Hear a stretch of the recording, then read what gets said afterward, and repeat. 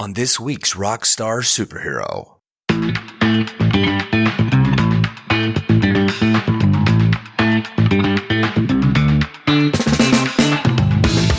Today on the show, I'm honored to have met and chatted with Anthony Jones of the significantly fantastic LoveLost from Southwest England. The band has a new single coming out in a few days, and the upcoming EP to follow will absolutely erase your expectation of what modern music should sound like. LoveLost has a lot up their sleeve, and this shining collective will prove their value. The near future will be a wonderful place where their musical seed will find purchase. This is my interview with Anthony Jones of LoveLost. And as always, you're listening to Rockstar Superhero.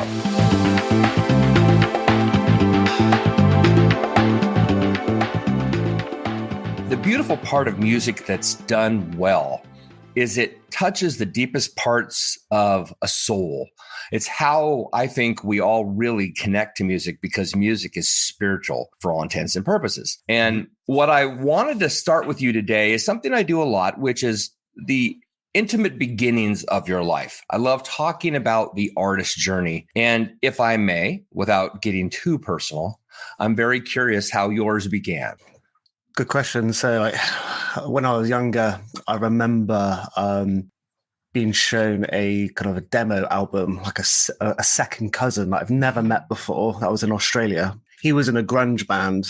And I remember when I was shown the album and I listened to it, and probably if I listened to it now, it's probably awful, but that was like my introduction to like heavier music. Mm-hmm. And then from there, I learned what his influences were and stuff like that. And it just started from there. I think I was around about 9-10 years old when I was introduced to that. But that's like when I started actively listening, and then from there, I can start discovering bands like Nirvana, Slipknot, all those kind of bands. Yeah. So that's kind of where it all began, really. And and then I remember buying my first the Slipknot Iowa album when I was in secondary school, which you guys call high school. That's a heck of a start, man. Yeah. So, and then, it was it was definitely in the deep end, Iowa. Listening out in my bedroom, my mum thinking, what the fuck is he listening to? What have I raised? People equal shit playing, level 10 at the, and it's a fantastic album. And I still rate it as one of my all-time favorite albums. I remember just like skipping class and, hiding in the school with my little CD Walkman, listening to Iowa just on repeat over and over and over again in my headphones. That's kind of like humble beginnings. I will say that Slipknot is one of those bands I discovered a little later. I'm much older than you. So for me, I was in my early 30s when Slipknot broke. Yeah. And I remember thinking, like, is this what music has become? Yeah. Which, to each his own. I've actually found myself, I would never say I'm in love with Slipknot, but I can appreciate what they do. And I love the fact that they forced us to come to an understanding with what heavy music is and the words behind it, right? It wasn't pretend. They weren't faking it. Corey has a deep sense of angst and frustration and anger. So what they're doing is absolutely 100% for real, Yeah, I think you can definitely tell that in the earlier albums as well. And what really drew me in is was how they looked. So like back then it was so unique what they were doing, and you heard so many rumors of them like doing certain things on stage that never happened, right? And it just created this like cult following, back then. I would say they're a little bit more popular now, so they don't really have that kind of like almost mystery. Yeah, I guess they're like our what Sleep Token are now, for real, or my generation's Kiss. I loved Kiss regardless. It was childhood fantasy meets circus performance. Yeah. They're great. I've seen them live once. We have a festival over here called Download Festival, which is pretty big at Donington Racetrack. And live performance, 11 out of 10. It was insane. Yeah, I've never seen anything like it before. I remember the guitarist from the main stage ziplined over to a hidden stage at the back. And I was like, what is happening? Like, who paid for this? Who paid for all of this? Yeah. You did. And then like, I can't believe how much they must be paying for their production, like per show. Like, it must be like hundreds of thousands, if not Oh no, millions, it's more than you know? that. I want to Yeah, say yeah. it's like, if I remember reading something up on this, and this was good 10, 15 years ago, it was like 1.5 a show. But I mean, they're charging exorbitant amount of money for tickets. Yeah. So it's all relative. Yeah, well, it's the pyro. Pyro's expensive. For sure. Something I used to talk about a lot. I love etymology, and names mean something. My name is Robert. It means bright or shining. Your name is Anthony, and it means priceless or flourishing. And I've always wondered how people think about what their names mean relative to how they grew up, what life has been like for them. Do you ever consider the meaning behind your name? Do you find that priceless or flourishing has any application to your life today?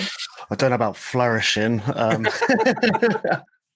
never been asked that question. I guess I have two daughters, and Congratulations. Thank you. And one's called Ayla, and the other is called Nova. Their names mean something to me, and they're beautiful names for beautiful girls. Ayla means halo of the moon, and Nova's like a start of a star, right?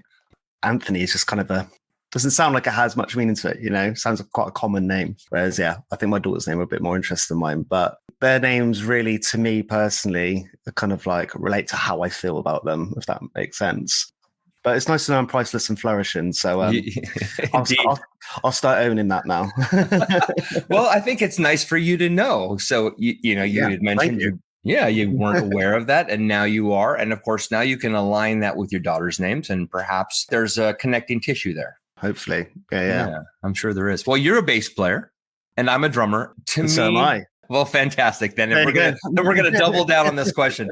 To me, bass is actually the key because it bridges the rhythm to the melody. It's the connecting tissue to the melodies, and typically, you're playing counter melodies to support the main vocal lines. You don't come off to me as a quiet introvert, as is often the case with bass. So I'm curious, what made you pick that instrument? I mean, you mentioned being a drummer as well. Why then are you the bass player in LoveLost? It's kind of by accident, really. But yeah, originally I played drums since I was around about 10 years old, around about when I started being introduced to that music. And I kind of like stopped playing drums just because of certain things in life happened. And then I just had a bit of almost a sabbatical in music. And then I thought, you know what, I play drums. I think I might be good at bass just because I got rhythm, stuff like that. I think maybe something happens here. And I have played a bit of guitar as well. Nothing crazy. I'm not that good. Basically acoustic stuff. So I was like, couldn't be hard to pick up. Everyone says bass is easier than guitar, right? And I'm wrong. Because it's not. It's not. There's a lot. It's very intricate. Yeah, it depends what you're doing. So yeah, I picked up a bass and just like kind of like practiced and kind of like just I definitely felt like I had a bit of a jump in my progression with it as well, just because of my background with music and whatnot. Yeah. And then I've always been, acquaintances with Tobias, our singer, and we've always been in the same kind of music circle, like been in bands around locally and whatnot. We just knew of each other. And I remember a little while before like maybe a year or two before I joined LoveLost, I know he was starting a project, which is now LoveLost. And I messaged him and he goes, currently got a bassist, so we don't need anyone, which is Sam from band you interviewed, I believe, from In Fear. So I love In Fear. Yeah. So he was in LoveLost as a bassist, and now he moved over to guitar. So then the spot came up, and just kind of filled him from there. It's kind of a bit of a happy accident, really, but it's kind of planting those seeds. But like bass for me has been fun to learn. Like you said, it's a very misunderstood instrument. It's the groove. It's what you feel in music. When you're there, when you're in a live venue, you feel the bass, you feel the rhythm, and with a strong rhythm, it just gets you going. So I think it relates to people more than they think when they're listening, especially when you're watching a band live and you hear and you see a good bassist. It's quite powerful stuff. So how long has LoveLost been together? I mean, I know you're a young band, but how long have you been together? And two, what makes you think your music resonates with the audience? What are you experiencing? What are they responding to with your band?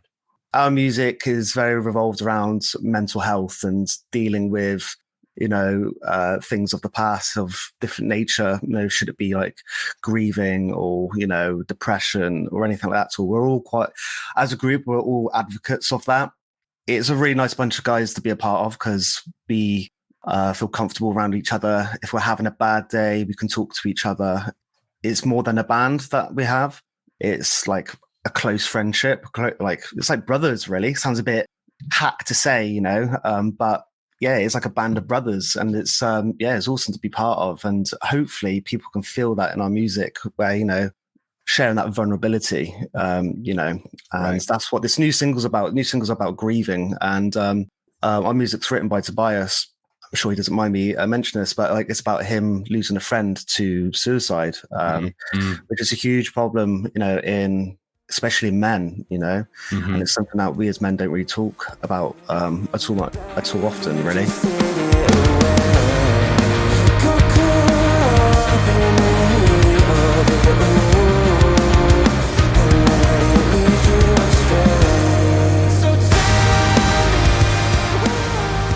So it's just a way to express that, and hopefully people can relate to it in the music. So, yeah. Well, thank you for sharing that. I actually wasn't aware of the mental health connection with the band. And that is, in a sense, one of the core tenets of what my show is about. I appreciate that you shared that about the suicide. I myself have lost a number of friends, including my very best friend, to suicide back in 1987. And it's a tremendous thing. You don't really know how to recover from it. I want to actually take this non-question, this commentary back to the original thing I asked you, which is about your name, this idea of being priceless or flourishing. Yeah. And I think that maybe today, Anthony, is a chance for you to actually exercise the value and the meaning behind your name. Because you and I are just meeting just now. And I think about that name, priceless. And I think about the value of you as a human and how we make assumptions that every day we walk by people that they're no more important than us. Yeah. If you saw Bono, for example, walking down the street, you would have a very hard time containing yourself. Oh, I don't know. Not a big fan of you two. Maybe not. But maybe they're right. Okay, there you go. But regardless, the idea of celebrity completely disables how we think about people. We start 100%. Acting differently around them. It's crazy. It is crazy. So I would like to deconstruct that. I'd like to deprogram that, but I would also like to elevate somebody like yourself, who to me instantly recognized that you were a kind, decent man who was grateful to be here with me today. So your name, Priceless, really means something to me because it actually represents how you were created.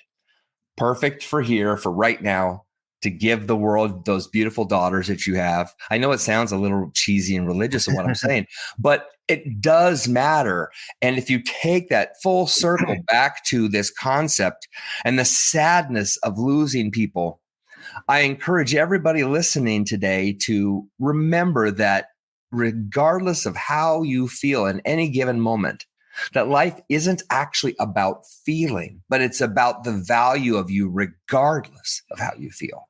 And to me, that's what love is, which is this idea that we commit to somebody because the concept of love and the requirements of love are bigger than how we feel at the moment. Yeah, 100%. And otherwise your love's lost, right? So there you go. Exactly. Wah, wah, wah. There you go. Same plug. Yes, we just did it. And we're done. No, full circle. Okay. That's all you were doing there. I saw it.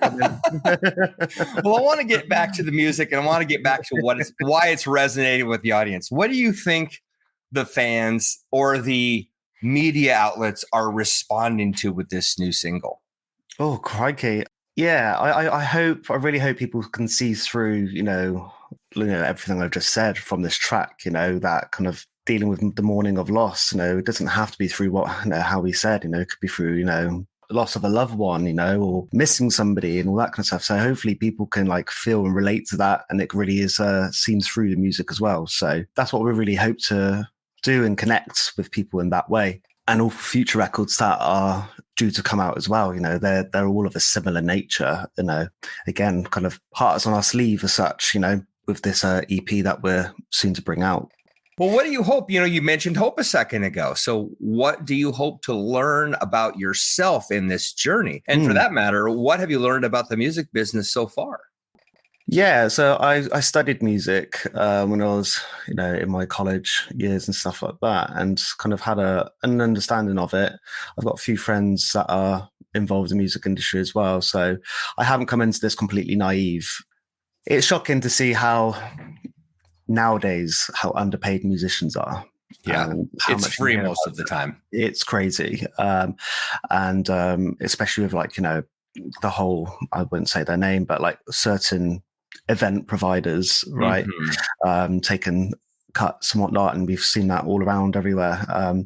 So the more I've been involved with this band, the more I've been looking into this kind of stuff.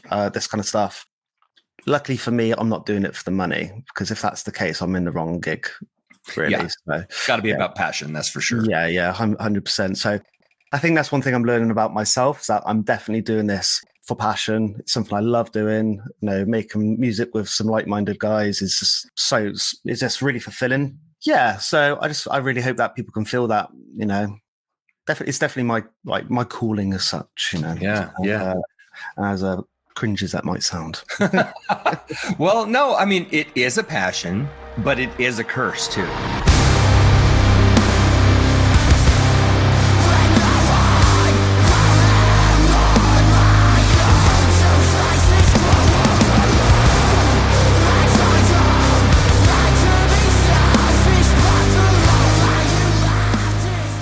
It is so true that us crazy musicians, there's something wrong with us.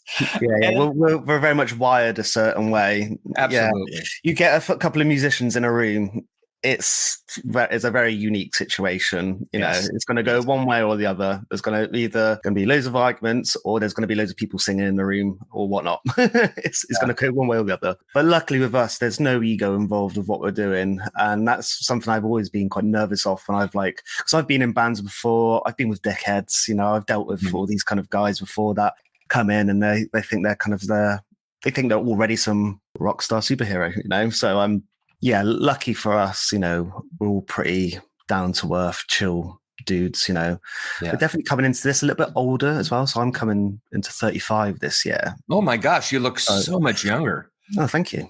So I have to touch on this thing then. You talked about being in other bands prior. Mm-hmm. What did you discover being in other bands that led to the success you're having now? Definitely realize that a band or a group has to work as a group. As soon as you have an individual trying to, pull the cart on their own, you've already failed. Everyone has to have a job. At the end of the day, a band is a business, if you want it to be successful, and everyone needs a role in the business. That's how I see it.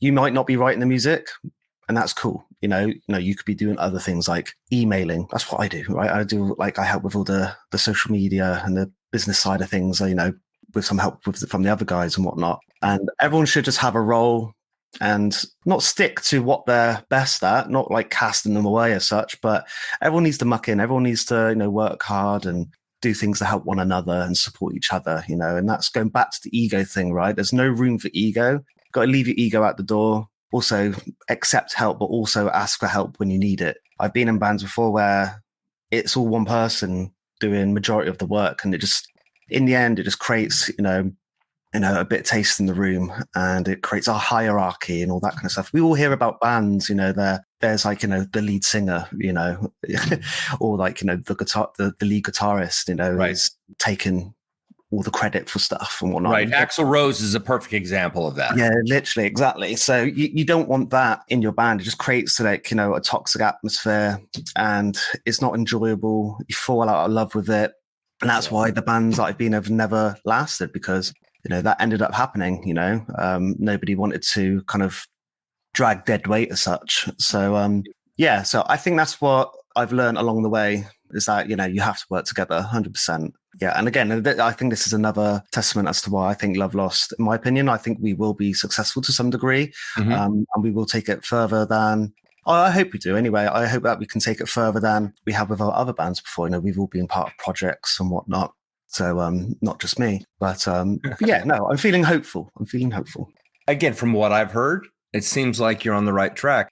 I'm curious, have you guys done a lot of shows yet, or is this strictly a recording outfit at this time? Yeah, just recording at the moment. We've done 0 shows. We've done live gigs previously. I've only live gigged as a drummer, so it's going to be my first time standing on stage. Oh my gosh. How about it? Where's the stool? Give me the stool. Right. You're going to have a little less in front of you between you and the audience. It's going to be a little intimidating. And I feel so exposed. So yeah, it won't be our first ever gig per se, but as a group, it will be when we do it. We're in no rush. We're really just focusing on getting this EP done and getting this song out to everybody and just releasing things as we go along and just kind of like create a gathering online. I guess it's how it's happened now with how the modern industry is with social media. It's kind of gone backwards where nowadays you release online and you create an online presence. Right. And in a way, you have no excuse to play to 0 people and no one but your mum. You know, that's what we're doing. We're going to try and see if we can build like a community of people that, you know, want to see us. And then hopefully we can then play to people that actually want to hear our music and whatnot. Yeah. And then hopefully support some people so we can get some new eyes on us as well. So yeah, I think we're going to avoid any like headline shows or anything like that. So it'd be good to piggyback on a few shows just to kind of get a few new fans that are into similar music. You know, looking at this single, listening to it, and then finding out sort of the names who were behind it, to develop it, to produce it, to mix it, etc. Is that the direction we can expect, or is that an example of what you do, but not necessarily the ultimate theme of what you're doing genre-wise? Yeah, I wouldn't lump us in metalcore at all. I would say we're all emo kids, essentially, you know, old school emo kids, you know, we love bands such as, you know, Seosin and, you know, Fall Out Boy, you know, even the new stuff. I don't know why, but, you know, yeah. And you know, we're influenced more by, you know, early 2000 emo bands. Yeah. And that's what we are really trying. Well, not trying, but we're very much influenced by those bands, and we are trying to add elements of modern metalcore into it as well to kind of like amalgamate the two. So I would expect stuff much heavier in our next releases, put it that way. There are some heavier tracks, and but there are also some slower tracks as well. So, you know, we're really going to be leaning in both directions, and hopefully, you know, that can create like almost like a soundscape of what we can offer without it being too far apart at the same time. And that's what I loved about emo music. You know, you had like, you know, I absolutely love like Hawthorne Heights. You know, they're a good example. Silverstein, for example. I like Silverstein a lot. Yeah. I can hear it. I love their new stuff as well. I saw them at Slam Dunk, you know, 2 years ago. Incredible. So good. And yeah, and they're a good example of like, you know, having like those kind of heavier, kind of like upbeat, kind of punk-like beats and stuff in their song. And then in the next minute, you know, you could be crying and putting your torches in the air, you know, and that's the kind of influences that we really take. We want to lean in those directions. So yeah, I wouldn't say Sleep Token. I very much like Sleep Token. They're a great band, you know. It's quite crazy actually how big they've gotten, because I was listening to them since, you know, they brought out the songs at Jules. Yeah, they weren't really. I saw them live locally at a church. Sorry to like derail this a little bit, but fantastic. So I saw them live in a church of all places, and it was very apt as well for the Sleep Token, right? Of course, with the worship, the idea of worship, yeah, exactly, yeah. And it was called the Trinity Centre. I'm from Bristol, which is a city in the southwest of England, and yeah, and I got to see them, and it was like a venue of like, how many people are there? 500. Yeah. Less than 500, I reckon. Right. It's tiny, you know. It's your shoulder to shoulder. You know, if you want a pint, you just do this. You know, you reach to the left, and then you got your pint. You know, if you need to go to the toilet, you turn to your left. You turn the other way. Right. It's that small, you know. It's a great venue. It's a really, really good venue. Really great sound, and they crushed it. Incredible, you know. And yeah, and then now they're selling out stadiums, arenas. They're playing the States this year. Every show is sold out already. And we're talking arenas. They're all sold out. The whole tour is sold out in the States. The whole thing. And let's be frank, it's not necessarily accessible music. Don't get me wrong. No. It clearly is in this sense, but it's not what anybody would call traditional. It's not basic rock. It's not basic metal. It's not basic jazz. It's not goth. It's all of it. And that's why they're so big. Right. It's because they're not scared, Right. And I think not too many bands, but like you find that a lot of bands kind of stay in their box. That is the problem with music. And that's where like elitism is formed, I think. You hear these people, Sleep Token's not metal. It's like, get over it, dude. It is what it is. It's their own thing, it's art at the end of the day, and it's the way they've expressed it, I was unsure about their new masks, but I've learned to love them now. I'm not sure I'm a fan of the new look, but anytime a band is hiding their identity, there's obviously there's a certain mystique to that, but we do as fans fall in love with a certain era of a band, and we really don't want them to switch. And that's every band. This just happens to be a look as well. Going back to Slipknot that we were talking about, it's a perfect example, right? They've changed so much from where they are now, and where they were, but that's how it goes, as much as you want everyone to listen to your music, you want to enjoy what you're writing and what you're playing. Yeah. And it might not be something that everybody wants to listen to all the time. It's just something that you got to suck up, It's hard. That's hard. And that's like kind of like a fear, right? Every musician's fear is like someone like one song and then they hate everything else, so is that pressure? I think there's definitely more pressure when you're as big as these bands that we're talking about, and you bring out an album and it's going to complete flop. And I think that's every musician's fear there, isn't it? Let's use Radiohead as the ultimate example of that. Here's a band who in '97 released OK Computer, which by most listeners of modern, whatever you want to call it, modern alternative, contemporary rock, OK Computer is in the pantheon, in the top 10 of all records of all time. And great album. It absolutely is. Although I prefer the Bends. But what did they do with the following record? They flip us off and they release Kid A. Kid A at the time is either received with delight or reviled. There is nothing in between. Nope. Half the radio stations in the world are done with Radiohead. And then 2005 comes along and we get, Hail to the Thief, I think, in 2005. Oh, God, you're testing me now. And then in 2006 or 2007, we get In Rainbows when they go online. Yeah. And here's the point of all of this. They never stopped. And I don't want to say they never cared, but it was about who they were and the direction they were going. And the fans would discover them, find them, lose them, follow them, leave them forever. Whatever was going on, the band held true to its own internal identity.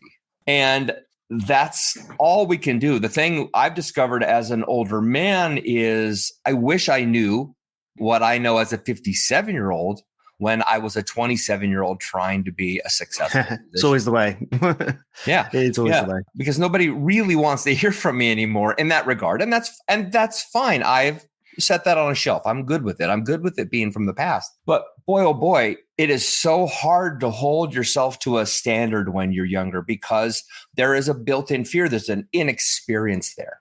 So good for you for deciding that this is the direction you want to take this band, being a part of it, holding yourself to a set of, morals, musical morals and ideas, and say, this is who we want to be. We're not trying to be 30 Seconds to Mars. We're not trying to be Deftones. And in so doing, you discover the purity of who Anthony is and who LoveLost is. And so I am super stoked for you. Yeah, thanks. And I think you've hit that, nail on the head there. We're definitely not trying to be anyone but ourselves with this. And I think that's why I'm enjoying being a part of this band with everybody, just because it's it is its own thing, you know. It doesn't feel like a cover band. You know, I've been in those bands before when you play music and it just sounds like something that, you know, you've been listening to the whole week, you know. Yeah, no, it's good fun. It's good fun, man.